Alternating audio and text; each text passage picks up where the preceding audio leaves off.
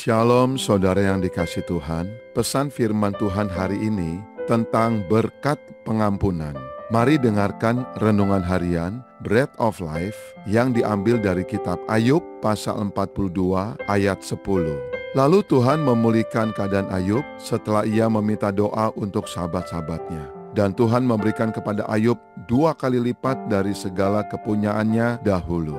Ayub adalah seorang yang saleh, tulus, dan takut akan Allah. Namun ia mengalami penderitaan yang sangat berat. Dalam perjalanannya, sahabat-sahabat Ayub justru menambah luka hatinya dengan tuduhan dan kata-kata yang menyakitkan. Seringkali di tengah kesulitan, kita begitu terfokus pada penderitaan dan kerugian kita sendiri, hingga hati kita menjadi sempit.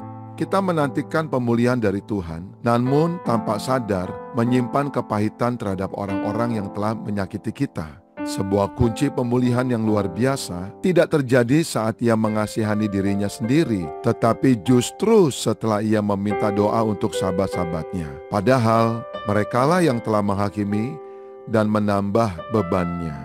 Di sini kita belajar bahwa melepaskan pengampunan dan mendoakan mereka yang bersalah kepada kita bukanlah sekedar perintah, melainkan sebuah jalan menuju kelegaan kita sendiri dengan memalingkan fokus dari luka pribadi kepada anugerah bagi orang lain.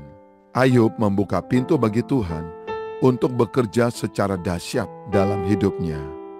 Bayangkan sebuah gelas berair kotor, selama gelas itu dipenuhi dengan kotoran, tidak mungkin kita menuangkan air yang jernih untuk kita meminumnya. Demikian juga hati kita, selama dipenuhi dengan kepahitan dan kebencian, berkat Tuhan tidak bisa mengisi hidup kita.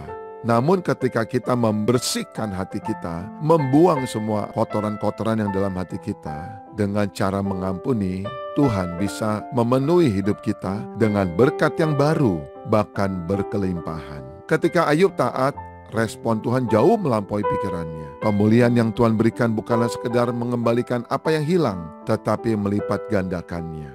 Hal ini menunjukkan sifat Tuhan yang tidak pernah setengah-setengah dalam memberkati. Kisah Ayub ini memberi kita pengharapan bahwa di ujung setiap musim yang paling kelam sekalipun, Tuhan tidak hanya sanggup memulihkan, tetapi juga memberkati dengan cara yang tidak pernah kita duga. Berkat 2 kali lipat ini menjadi bukti bahwa kesetiaan Tuhan jauh lebih besar daripada penderitaan yang kita alami. Dan Ia sanggup mengubah ratapan menjadi sukacita yang berkelimpahan. Pengampunan adalah jalan menuju pemulihan.